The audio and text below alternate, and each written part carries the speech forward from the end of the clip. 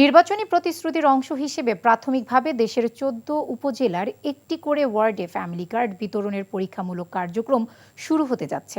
রাজধানীর কড়াইল এলাকায় নারীদের হাতে এই কার্ড তুলে দিয়ে কার্যক্রমের উদ্বোধন করবেন প্রধানমন্ত্রী তারেক রহমান। ওই দিনই সুবিধাভোগীদের মোবাইল ফোনে পৌঁছে যাবে প্রথম মাসের নগদ সহায়তা। ওয়ালিউল্লাহ অলির ডেস্ক রিপোর্ট।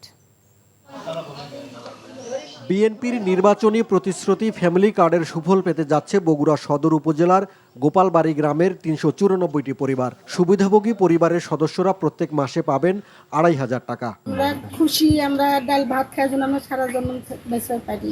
আমরা কার্ড পেলে আমরা সেই খুশি। ফ্যামিলি কার্ডের সুফল পেতে যাচ্ছেন দিনাজপুরের নবাবগঞ্জ উপজেলার জয়পুর ইউনিয়নের ৬ নম্বর ওয়ার্ডের বেলঘাট গ্রামের ২০০০ পরিবার। ফ্যামিলি কার্ডধারী এসব মানুষের মাঝে বইছে উৎসবের আমেজ। আমাদের অভাবী সংসার, আমরা যদি পাই আমাদের উপকার হবে। আমি যদি এটা পাই অনেক খুশি। আমাদের সরকারের জন্য অনেক ধন্যবাদ। যদি আল্লাহর রহমত দেয় বা হয় তাহলে ভালো হয়, সুযোগ সুবিধা হয়। খুলনায় যারা ফ্যামিলি কার্ড পাবেন, সমাজসেবা অধিদপ্তর থেকে ইতোমধ্যে তাদের সাথে মোবাইল ফোনে যোগাযোগ করা হয়েছে।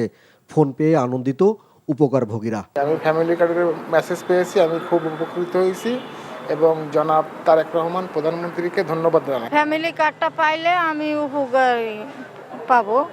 এছাড়া রাজবাড়ীর পাংশা, চট্টগ্রামের পতেঙ্গা, ব্রাহ্মণবাড়িয়ার বাঞ্ছারামপুর, বান্দরবানের লামা, ভোলার চরফ্যাশন, সুনামগঞ্জের দিরাই, কিশোরগঞ্জের ভৈরব, নাটোরের লালপুর এবং ঠাকুরগাঁও সদরে ফ্যামিলি কার্ড বিতরণের পরীক্ষামূলক কার্যক্রম শুরু হতে যাচ্ছে। ওয়ালিউল্লাহ অলি, এনটিভি নিউজ ডেস্ক।